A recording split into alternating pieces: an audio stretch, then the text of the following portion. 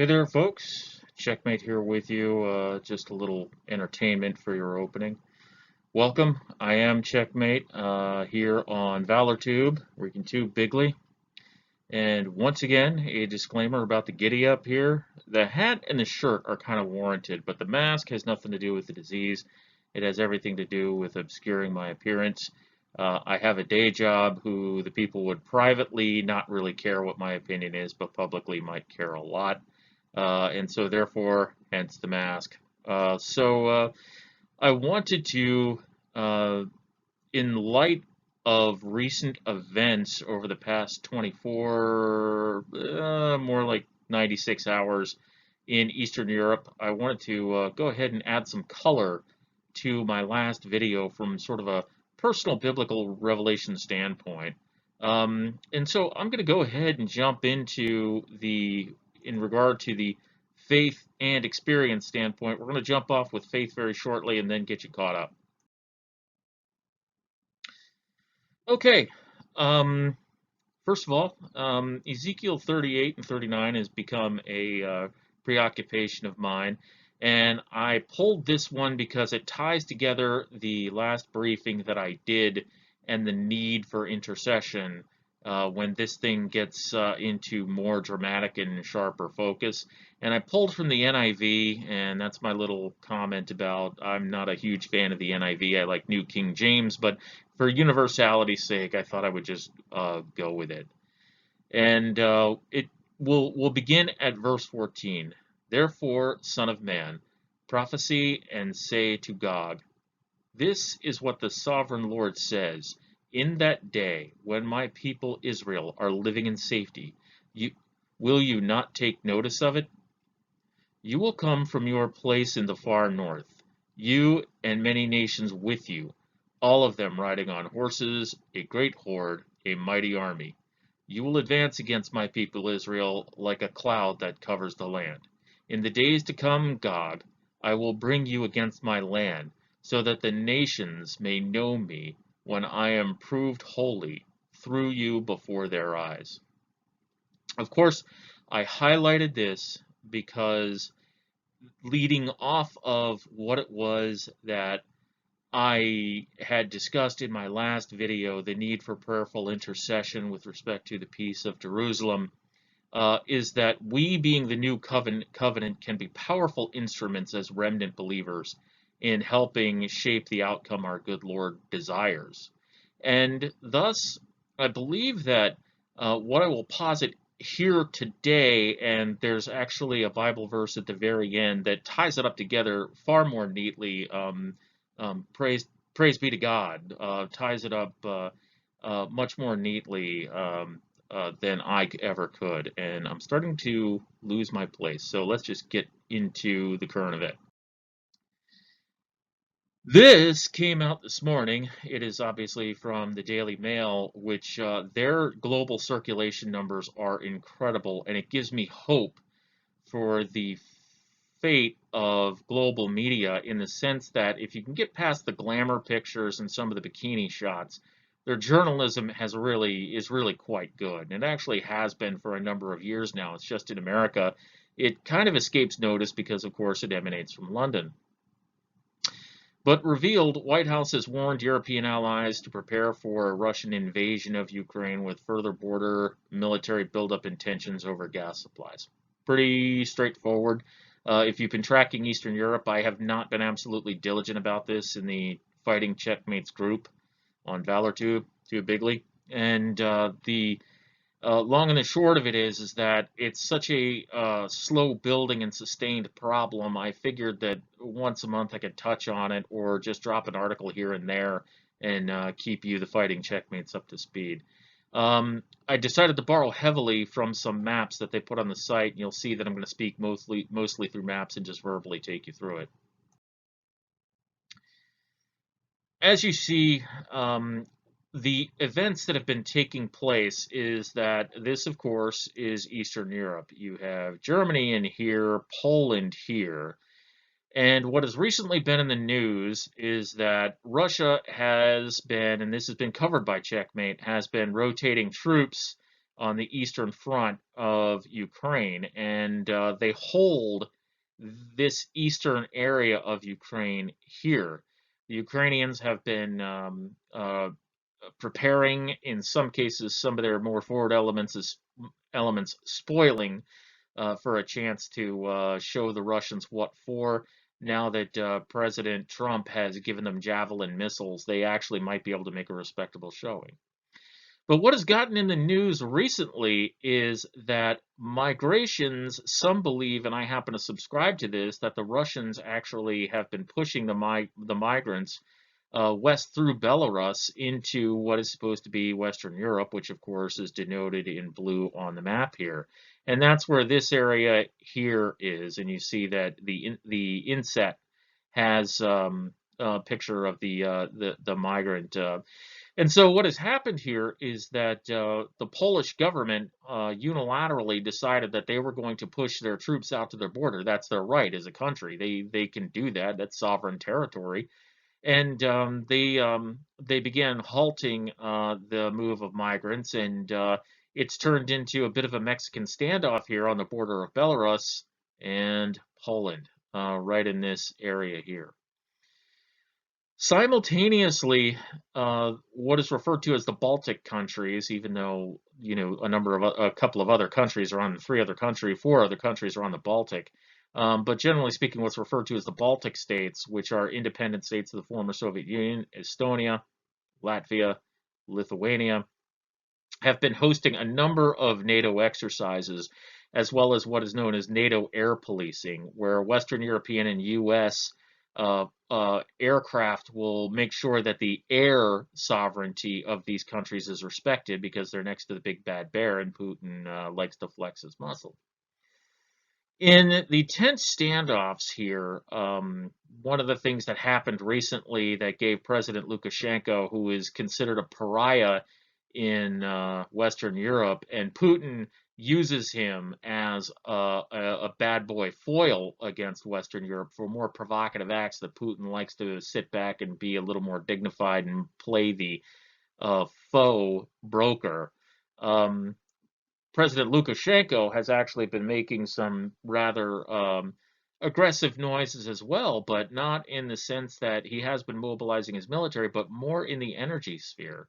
And to give him some steel in his backbone, one of the big attention getters is overflights of strategic bombers.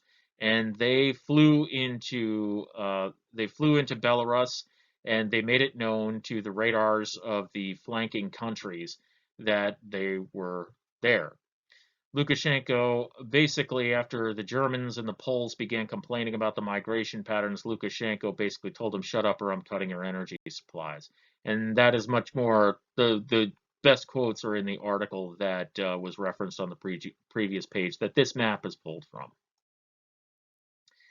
Here are some of the energy flows. This is by no means comprehensive. That would get into a spider web of a map, but these are the major gas pipelines. These are the gas pipelines from here. These are not the petroleum ones. And you can see that Western Europe is addicted to Eastern Europe, Central Asian natural gas. This is the Nord Stream 2 pipeline that President Trump, through a series of bilateral engagements with the countries that have some say over what transits their country, had been able to hold at bay with respect to the Russians. This was something they desperately wanted, not just because their economy needs it, but as mentioned before, with these two pipelines that flow into Northern Europe and into Central Europe through Belarus, Lukashenko has some say about how much goes through his country.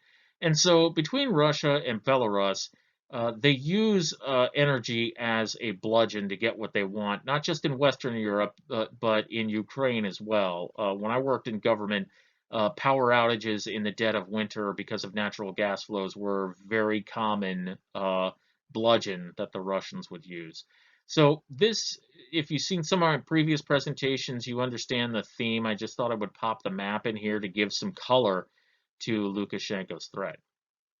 All the while, again, forces are gathering in eastern Ukraine that are Russian in nature, and as well as the Mexican standoff happening on this border here. So Eastern Europe looks bad, folks, and there are U.S. troops up in here and down in Bulgaria here.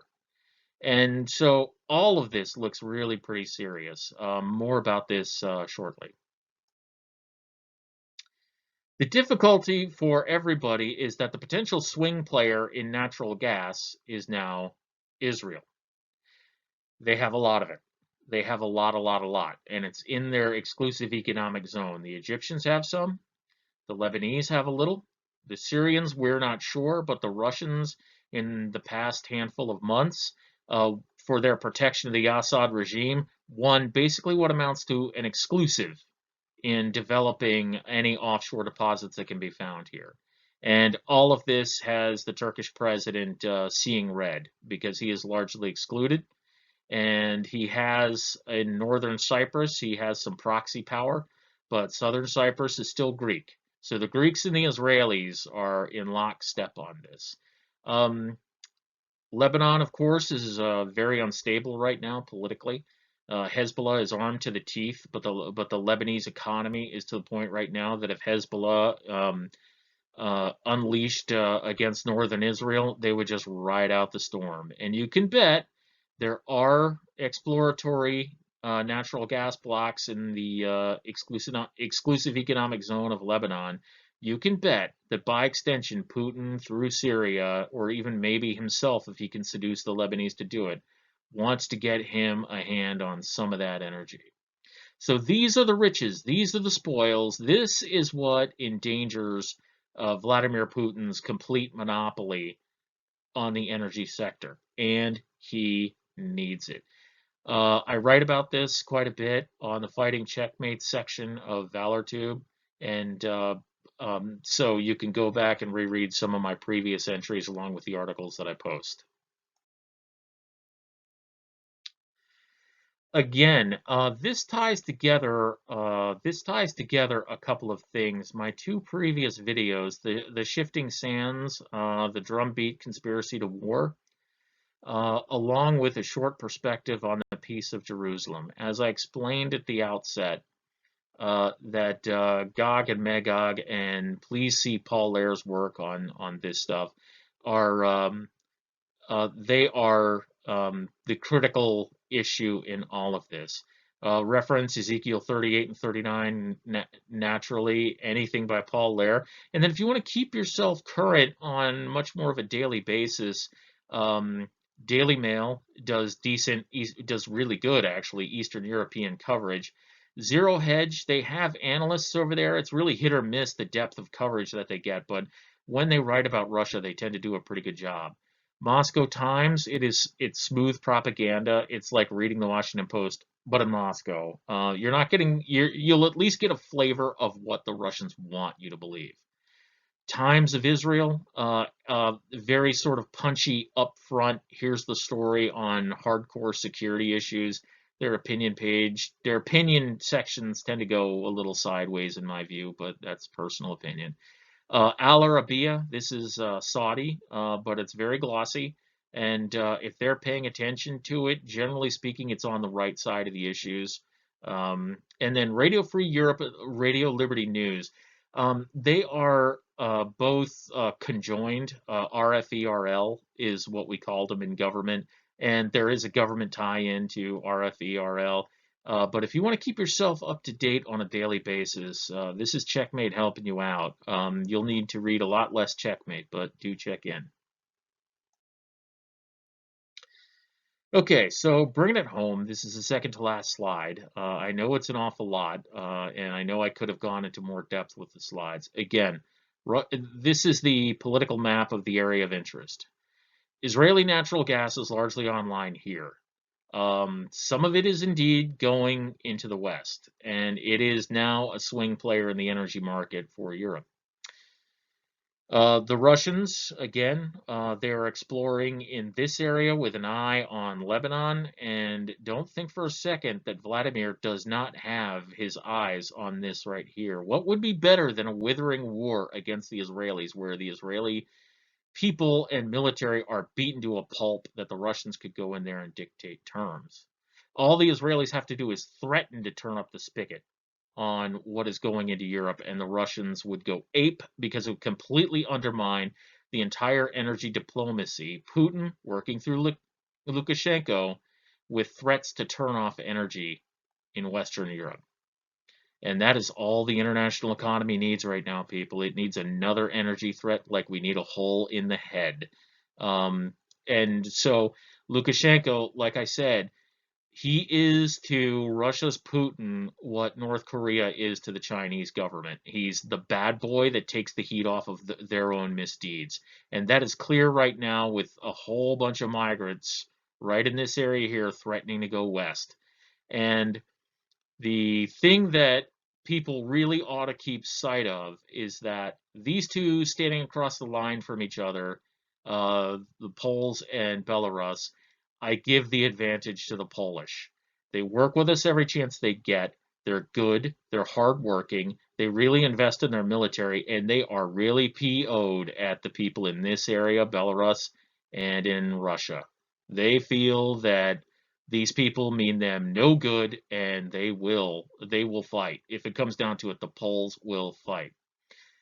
Will it come down to that? I don't know. I don't know that Lukashenko views himself as being in a strong enough position to actually fight with the Poles. The Baltic states, they would defend, but they wouldn't advance. And frankly, attempting to move toward Moscow, that would be a form of national suicide if you exhausted your resources going west. But that said, per one of the Czekmate notes that I wrote recently, maintaining an army in the field for the Russians here, even though it is relatively close to Moscow, and maintaining their presence here in Syria, it is taking a strain. Putin has to play this out in diplomacy, and it's clear that he is going to use the bad boy card here before he goes directly to international brinksmanship and uses what in diplomatic parlance we call coercive diplomacy.